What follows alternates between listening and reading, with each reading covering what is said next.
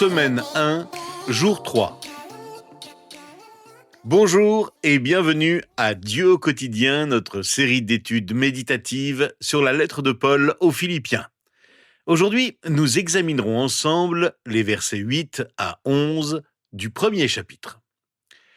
Vous vous souvenez sans doute qu'hier, nous avons commencé à réfléchir sur la manière d'éprouver de la joie dans les relations que nous entretenons avec les autres. Ces relations peuvent ravir notre joie ou bien nous en procurer, selon la façon dont nous les considérons et selon ce que nous en faisons. Nous avons rappelé que la joie véritable se manifeste pleinement lorsque nous gardons les autres dans nos pensées, dans notre cœur et dans nos prières. Nous commençons par les garder dans nos pensées. Si nous ne pensons pas aux autres, si nous ne pensons qu'à nous-mêmes, si nous ne pensons qu'à l'argent et aux choses matérielles, nous ne découvrirons jamais la joie véritable, car la joie se trouve et s'exprime dans les relations que nous avons les uns avec les autres. Pour être joyeux, gardons donc les autres dans nos pensées. Pensons à eux dans la reconnaissance et gardons-les aussi dans notre cœur et nos prières. C'est ce que nous allons considérer ensemble aujourd'hui. Garder les autres dans notre cœur procure une grande joie. Dès qu'on néglige les autres, on se prive de la joie. Il ne s'agit pas simplement de penser aux autres, il faut aussi leur ouvrir notre cœur, éprouver pour eux une affection sincère et vouloir leur bien.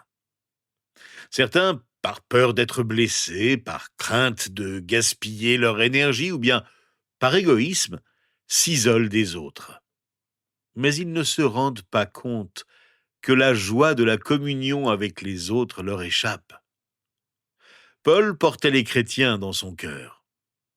Écoutons ce qu'il dit aux versets 7 et 8 de notre chapitre.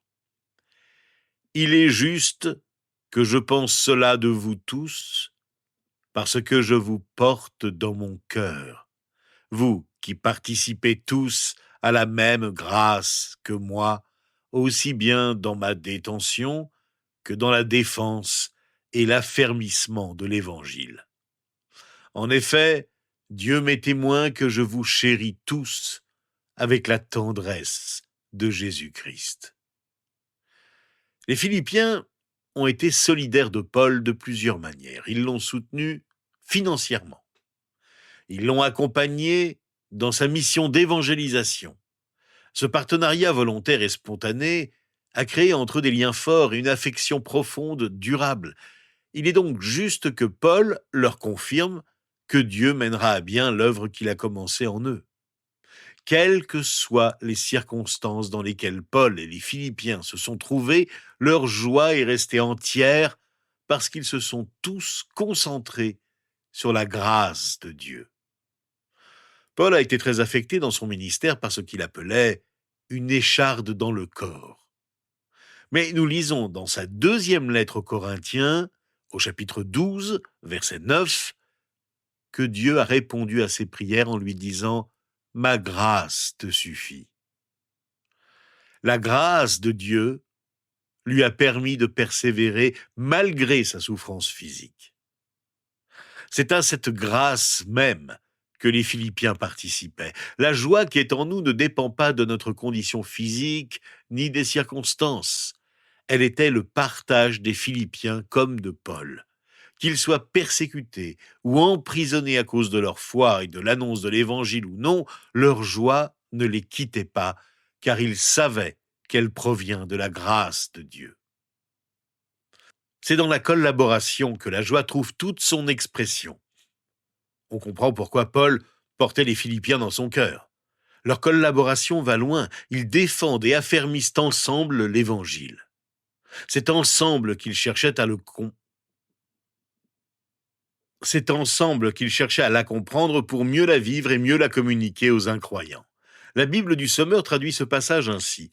« Vous prenez tous une part active à la grâce que Dieu m'accorde, aussi bien quand je suis enchaîné dans une cellule que lorsque je défends l'Évangile et que je l'établis fermement. » Au temps de la Bible, les deux mots « défendre » et « affermir » décrivait dans les tribunaux le discours de défense d'un accusé et le serment de celui qui garantissait qu'il disait la vérité.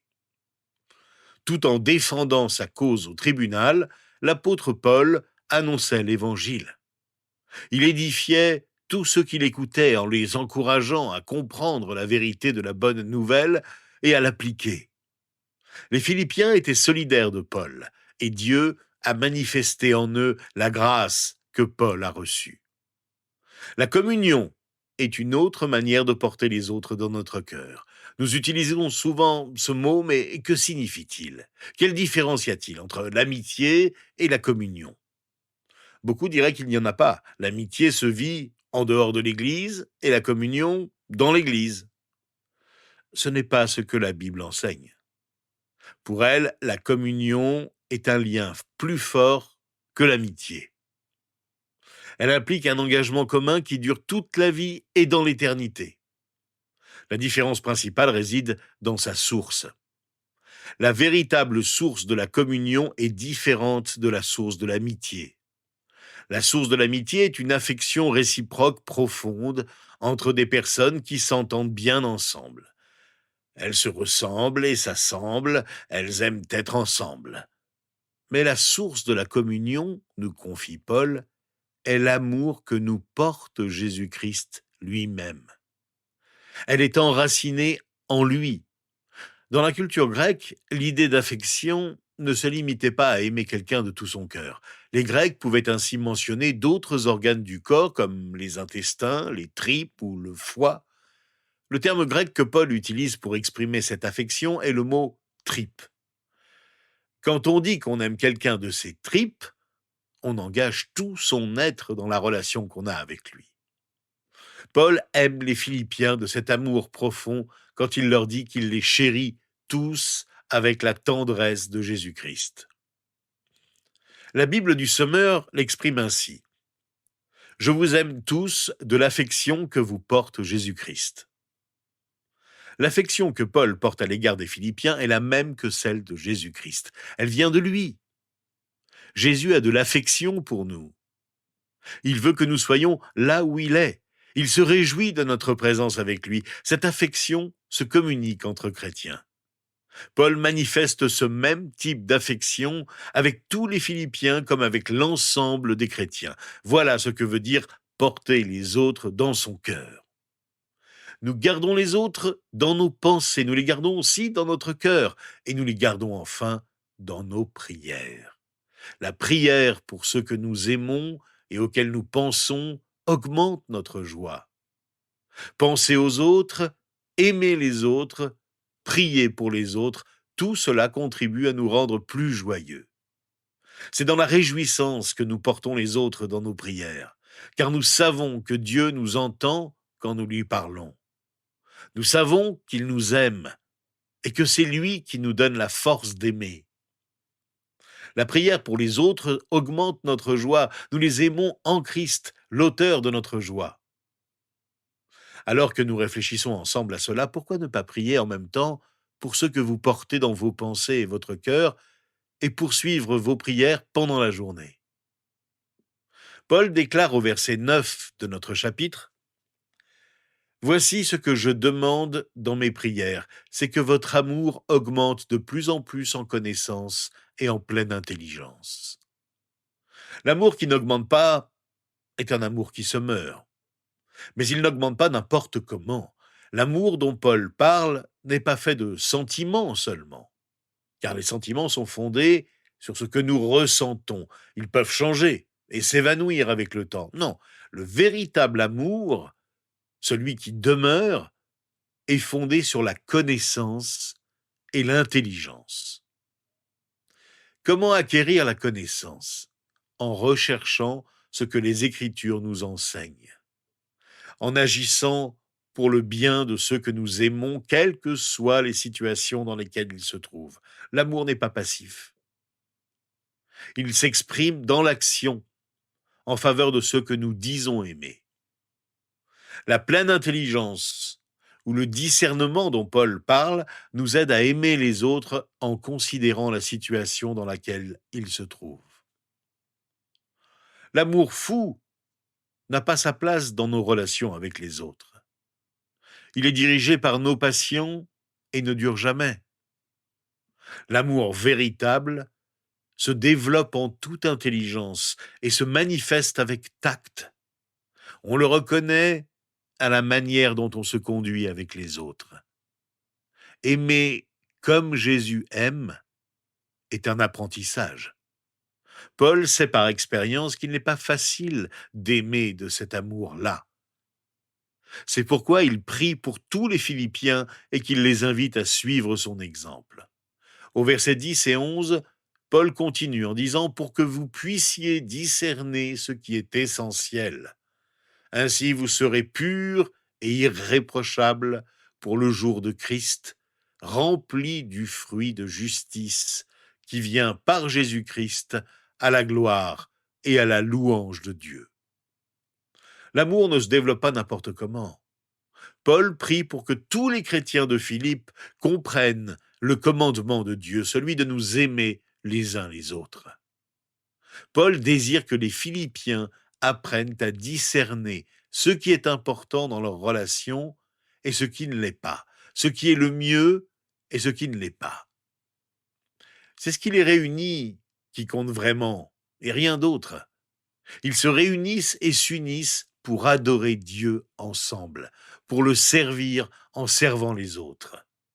Ils mettent chacun leur don au service de Dieu. Ce qui les préoccupe, c'est de devenir tous ensemble meilleurs aux yeux de Dieu. C'est ainsi que leur amour augmente. Voilà l'essentiel. L'Église est une communauté rassemblée autour de Christ. Ce n'est pas un club où on discute de tout et de rien. Prions-nous pour que nos églises aient aussi ce même objectif. Car c'est ainsi que nous devenons purs et irréprochables devant Dieu. Être pur, c'est être sincère, c'est être transparent. Être pur, c'est ne rien cacher aux autres, ni à Dieu. Un jour, nous serons tous jugés par Dieu pour ce que nous avons fait, ce que nous aurions dû faire, ce que nous sommes, ce que nous aurions dû être.